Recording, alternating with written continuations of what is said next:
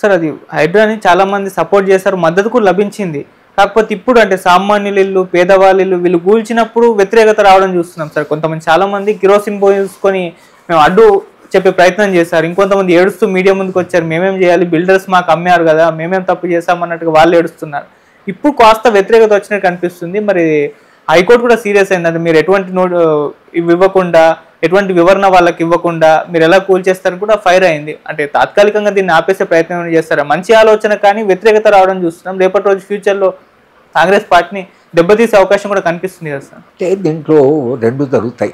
ఈ కాంట్రాక్టర్సు, తర్వాత real estate owners ఎవరైతే ఈ మల్టీ స్టోరీ బిల్డింగ్ కట్టి ఈ వ్యాపారము చేస్తున్నారో వాళ్లకు కావాల్సిన సేవలు అందించడానికి కొంత పేదవాళ్ళు కూడా కావాలి. అవును. కనుక కొంత పేదల ఇల్లు కట్టడం ఇదంతా ఎప్పుడు జరుగుతుంటుంది. మీకు పెద్ద బిల్డింగ్ కడుతూ స్లమ్ వస్తుంది. అవును. బాంబేలో కూడా మనం చూడొచ్చు. మల్టీ స్టోరీ బిల్డింగ్ పక్కకు ఒక స్లమ్ ఉంటుంది.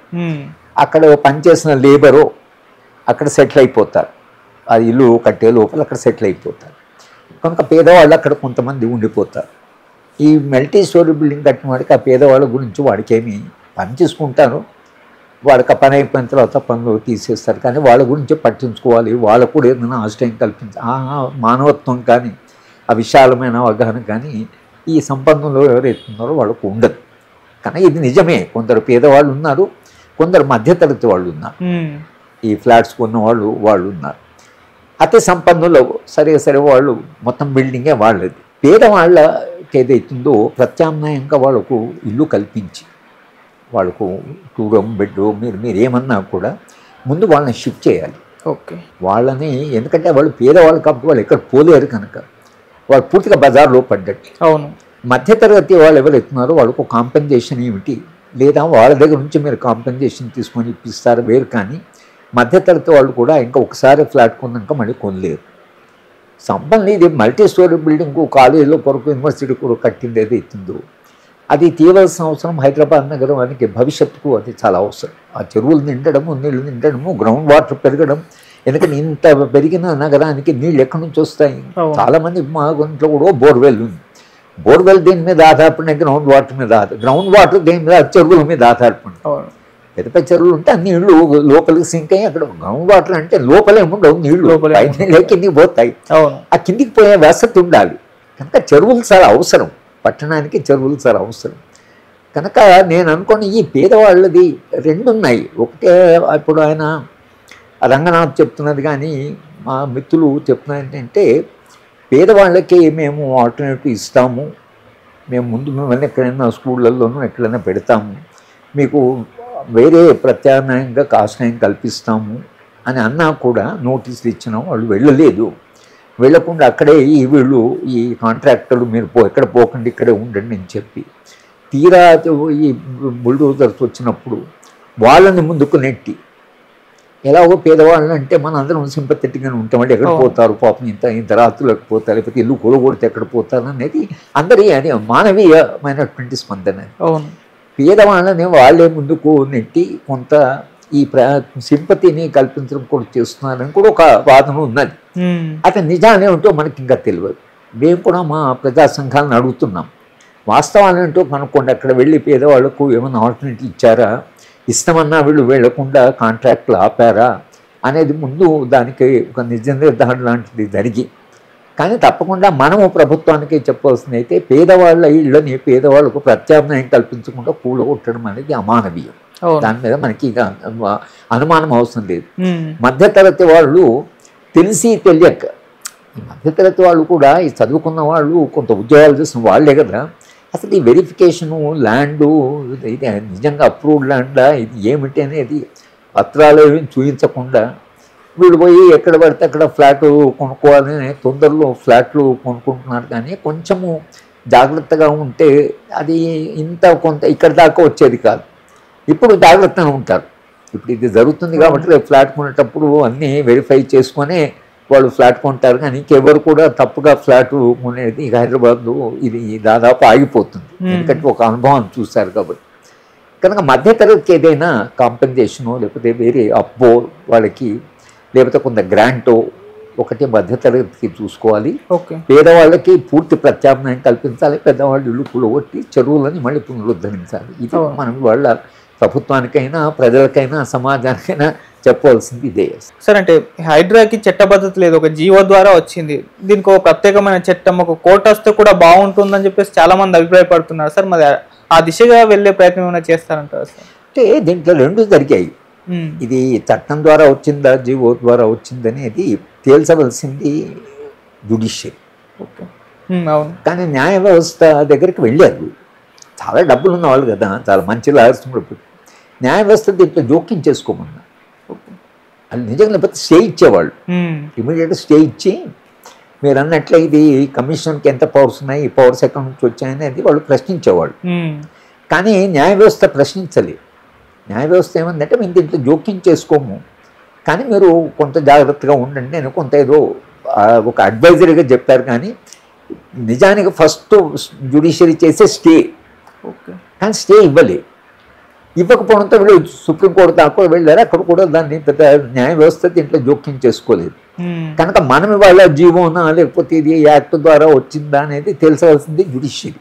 కానీ ఇప్పుడు కొంత దానికి ఇంకా అధికారాలు ఇప్పిస్తున్నారు. కమిషను జీవో ద్వారా క్రియేట్ చేసిన, యాక్ట్ ద్వారా క్రియేట్ చేసిన, చట్టబద్ధంగా ఈ సంస్థ చేస్తున్న పని ఉందా లేదా, చట్ట ప్రమాణాలను పాటిస్తుందా లేదా అనేటువంటి ప్రశ్న. చట్ట వ్యతిరేకంగా ఒక చెరువులో ఇల్లు కట్టుకోవడం అనేది, ఒకవేళ అది చట్టం చేసిన నిజంగా రేపు అసెంబ్లీలో చెరువులో కూడా ఇల్లు కట్టుకోవచ్చు అని అయినా కూడా దాన్ని మనం వ్యతిరేకించాలి. ప్రభుత్వం చేసినా అది లెజిస్లేచర్ చేయవచ్చు, కానీ legal finality is not a moral finality అంటారు. చట్టమే అంతం కాదు, ప్రజల ప్రయోజనాలు కూడా ఒకటి ఉంటాయి దానికి మించి, చట్టానికి మించి. కనుక అసలు ఇవాళ జరుగుతున్నటువంటి ఈ మొత్తం ప్రక్రియ ఏదైతుందో మొత్తంగా లాంగ్ ప్రాసెస్ అండి.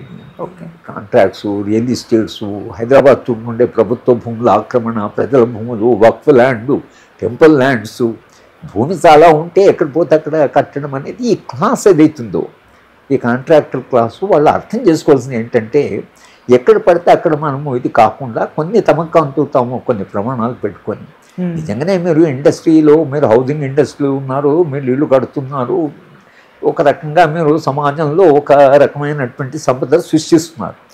కానీ మీరు ప్రమాణాలు పాటించకుండా మేము లాభాల కొరకే మేము చేసుకుంటామని అది ప్రవృత్తి అట్లా ఉన్నప్పుడు ఇది ఇటువంటి చట్ట వ్యతిరేకమైన జరిగి మొత్తంగా హైదరాబాద్ నగరానికి తీవ్రమైనటువంటి నష్టము ఏదైతే జరిగిందో ఇది దీనికి ఆ క్లాస్ కూడా ఆలోచించాలి.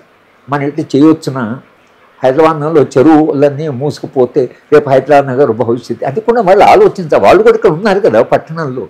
ఆ ఎన్లైటన్మెంట్ లేదు. అంటే సిటీ ప్రజల గురించి, మొత్తం హైదరాబాద్ నుంచి, హైదరాబాద్ అందాన్ని గురించి, హైదరాబాద్ భవిష్యత్తు గురించి ఆలోచించే వాళ్ళకి సమయం లేదు. వాళ్ళకు లాభాలు చేసుకోవడానికి అసలు సమయం సరిపోవడం లేదు కనుక ఇంకా వాళ్ళు ఇవన్నీ ఆలోచించడానికి సమయం లేదు. కానీ ఎన్లైటెండ్ క్లాస్ ఉంటే వాళ్ళు తప్పకుండా కొంత దూరదృష్టి ఆలోచిస్తే పరిస్థితి ఇలా ఉండేది కాదు. వెరీ అది విషాదం, సమాజం యొక్క విషాదం క్లాసు. సరే, ఈ హైడ్రా అనేది జిల్లాల వారిగా కూడా మేము వ్యాప్తి చెందిస్తాం, అక్కడ కూడా ఏర్పాటు చేస్తామని కూడా అంటున్నారు. అయితే మేజర్గా సార్ ఒక విమర్శ ఏంటంటే, హైదరాబాద్లో మెయిన్గా ఏర్పాటు చేయడానికి గల కారణం, హైదరాబాద్లో కాంగ్రెస్ పార్టీకి ఒక్క సీటు కూడా రాలేదు, కేవలం మా మెప్పు కోసం రేవంత్ రెడ్డి గారు ఏర్పాటు చేస్తారని ఒక విమర్శ కూడా వచ్చింది. ఇప్పుడు మళ్ళీ ఆయన జిల్లాల వ్యాప్తంగా కూడా చేయడం ఏ విధంగా చూస్తారంటారు సార్? ఇది జిల్లాల స్థాయిలో ఇట్లా హైదరాబాదు అంటే తెలంగాణలో జరిగింది ఏంటంటే, హైదరాబాద్ నగరం తర్వాత అంత పెద్ద నగరం ఇంకేది లేదు. కనీసం ఇప్పుడు మీరు ఆంధ్ర ప్రాంతంలో ఒక విశాఖపట్నము లాంటిది ఒక ఇండస్ట్రియల్ ఏరియా, ఒక పెద్ద పట్టణం ఉంది. సరే, వాళ్ళు అమరావతి కట్టుకుంటా ఉన్నారు. అమరావతి లేకపోతే గుంటూరు కానీ, విజయవాడ కానీ చాలా కొన్ని అభివృద్ధి చెందినటువంటి జిల్లాలు ఉన్నాయి, అక్కడ పట్టణాలు కూడా ఉన్నాయి. కానీ మన దగ్గర హైదరాబాద్ నగరం తప్ప ఇంకేం లేదు. ఇంకా హైదరాబాద్ నగరం చుట్టూ రంగారెడ్డి, మహబూబ్ నగర్, తర్వాత భువనగిరి, నల్గొండలో ఈ భాగం అంతా వెనకబడిన ప్రాంతం. ఇక్కడ ఏమీ లేదు. అందుకనే విషయం వచ్చిన భూములు కొంటున్నారు. వెనకబడిన ప్రాంతం కాబట్టి భూములు అమ్మేసుకుంటున్నారు. కనుక హైదరాబాద్ నగరం అట్లా ఎక్స్పాండ్ అవుతూ పోతున్నది. కనుక పెట్టుబడి పెట్టాలనుకున్న వాళ్ళందరూ హైదరాబాద్ నగరంలో పెట్టాలనుకుంటున్నారు. వాళ్ళు పట్టణాల్లో పెట్టి ఇప్పుడు ఇంకా అట్లా ఎక్స్పాండ్ అవుతున్నట్టు కొంచెం వరంగల్కు కొంత ఉంటే ప్రాస్పెక్ట్ ఇంకా మీకు చెప్పండి అసలు హైదరాబాద్ తెలంగాణలో హైదరాబాద్ తర్వాత ఏమైనా పారిశ్రామికంగా అభివృద్ధి చెందిన జిల్లా కానీ పట్టణం కానీ ఏవి లేవు. కానీ రూరల్ ఏరియాస్ నుంచి ఈ కొంత ఇప్పుడు టీచర్లకి తర్వాత ప్రభుత్వ ఉద్యోగులకి వీళ్ళందరికీ కొన్ని జీతాలు పెరిగాయి. ఈ జీతాలు పెరగడం వలన వాళ్ళు కొంత పట్టణానికి వచ్చేస్తున్నారు. గ్రామాల్లో ఇళ్ళు ఉన్నా కూడా తన దగ్గర ఉన్నటువంటి పట్టణంలో వాళ్ళ హెడ్ క్వార్టర్స్ జిల్లా హెడ్ క్వార్టర్స్కి కొంత మూవ్ అవుతున్నారు. అక్కడ కూడా కొంత ఎక్స్పాండ్ అవుతుంది. కానీ ఇంత మ్యాడ్ ఎక్స్పాన్షన్ అక్కడ లేదు. కానీ ఇది జిల్లాలో మహబూబ్నగర్ జిల్లాలో జరిగింది. మహబూబ్నగర్ జిల్లాలో కొన్ని ఇళ్ళు కూలగొట్టారు. అది దాని మీద చాలా గందరగోళము జరుగుతుంది. అట్లంతా పేదవాళ్ళు ఉన్నారు. తర్వాత అక్కడేమీ ఆలోచించినట్టుగా లేదు. ఇవి రాజకీయంగా ఉందనేది మహబూబ్నగర్ జిల్లాలో ముఖ్యంగా మహబూబ్నగర్ టౌన్లో ఈ చర్చ జరుగుతున్నది. మీరు చెప్పిన ఏదైతుందో ఆ చర్చ అక్కడ జరుగుతున్నది. కానీ ఇది మొత్తంగా ఇంత పెద్ద ఎత్తున కూలగొట్టడము, అక్కడ మల్టీ స్టోరీ బిల్డింగ్స్ 20 అవి ఎటువంటి మన తెలంగాణలో ఏ సిటీలో కూడా ఇంత పెద్ద పెద్ద బిల్డింగ్లు కట్టడము జరగలేదు. చెరువులు కూడా ఈ చిన్న చిన్న పట్టణాలకు 1-2 చెరువులు మాత్రం. కానీ హైదరాబాద్ దానికి వందల చెరువులు ఉన్నాయి. ఒక్క చెరువు కాదు, వందల చెరువులు ఉన్నాయి. నేను తెరాస పార్టీకి వచ్చినప్పుడు కేసీఆర్ గారు మొట్టమొదట కలిసినప్పుడు ఏం చేద్దాం సార్ అని అడిగినప్పుడు నేను ఇచ్చిన 2 సలహాలు. ఒకటి, మీరు అగ్రికల్చర్ కమిషన్ వేయండి, ఎందుకంటే వ్యవసాయం సంక్షోభంలో ఉంది. 2, హైదరాబాదు భూమి మీద ఒక కమిషన్ వేయని చెప్పారు. జస్టిస్ సుదర్శన్ రెడ్డి గారి దాంట్లో చైర్మన్షిప్లు ఒక వేయండి. మొత్తం హైదరాబాద్ ల్యాండ్ ఎంత ల్యాండ్ ఉంది, ఎన్ని చెరువులు ఉన్నాయి, ల్యాండ్ ఆంధ్ర ప్రాంతం నుంచి వచ్చిన వాళ్ళు అన్యాయం చేశారని మనము ఏదైతే తెలంగాణ ఉద్యమంలో అన్నామో ఎంత ఎక్కడెక్కడ ఎట్లా ఎక్స్పాండ్ అయింది అనేది చూసి ఈ భూమిని మొత్తం ప్రొటెక్ట్ చేయండి. ఒక కమిషన్ వేస్తే హైదరాబాద్ నగరాన్ని మనం ఆ 2 పనులు ఆయన చేయలేదు. చేసే వాళ్ళు ఇది జరిగేది కాదు. ఒకవేళ ల్యాండ్ కమిషన్ వేసి సుదర్శన్ రెడ్డి గారు రికమెండేషన్ ఇచ్చి ఈ భూమి ప్రభుత్వానికి ఈ చెరువులో ఎన్నో కాపాడబడాలి, సిటీ యొక్క భవిష్యత్ దృష్ట్యా ఇక్కడ ప్రాంతంలో అభివృద్ధికి అవకాశం ఉంది అని ఒకవేళ ఆ కమిషన్ సలహా ఇచ్చుంటే పరిస్థితి వాళ్ళు ఉండేది ఇట్లా కాదు. కనుక ఇవాళ ఏంటంటే హైదరా రావాల్సి వచ్చింది. కమిషన్ బదులు హైదరా రావాల్సి వచ్చింది. హైదరా రావడం ఇదంతా ఏదో జరుగుతుందో ఇది మనం తెలంగాణ వచ్చినప్పుడే తీసుకోవాల్సిన జాగ్రత్తలు తీసుకోకపోవడం వలన ఇవాళ హైదరాబాద్ నగరం ఇలా అభివృద్ధి చెంది నిజానికి తెలంగాణ వచ్చిన తర్వాత మనం మిగతా టౌన్స్ను డెవలప్ చేయవలసింది. ఎందుకంటే అవన్నీ వెనుకబడిన జిల్లాలు. ఒక మహబూబ్ నగర్ని పారిశ్రామిక కొన్ని చిన్న పరిశ్రమలు పెట్టి అక్కడ మహబూబ్ నగర్లో ఉండే వాళ్ళకి అవకాశాలు కల్పించి వరంగల్ కొంత అభివృద్ధి చెందిన ప్రాంతం. కానీ వరంగల్ పరిస్థితి ఏంటి, అది విద్యారంగంలో చాలా అభివృద్ధి చెందింది. మీరు మహబూబ్ నగర్కు వస్తే మహబూబ్ నగర్కు విద్యారంగంలో దానికి అభివృద్ధి లేదు. ఓ యూనివర్సిటీ పెట్టారు మహబూబ్ నగర్ కూడా. ఆ యూనివర్సిటీ దారుణమైన యూనివర్సిటీ. అది ప్రాంతం ఎంత వెనుకబడిందో యూనివర్సిటీ పెట్టిందే ప్రాంతం అభివృద్ధి కొరకు. కానీ ప్రాంతం కంటే యూనివర్సిటీ ఇంకా వెనుకబడి ఉన్నది. 20 మంది ఫ్యాకల్టీ, 8 కోట్ల బడ్జెట్. ప్రైమరీ స్కూల్లో కూడా అలా ఉండదు.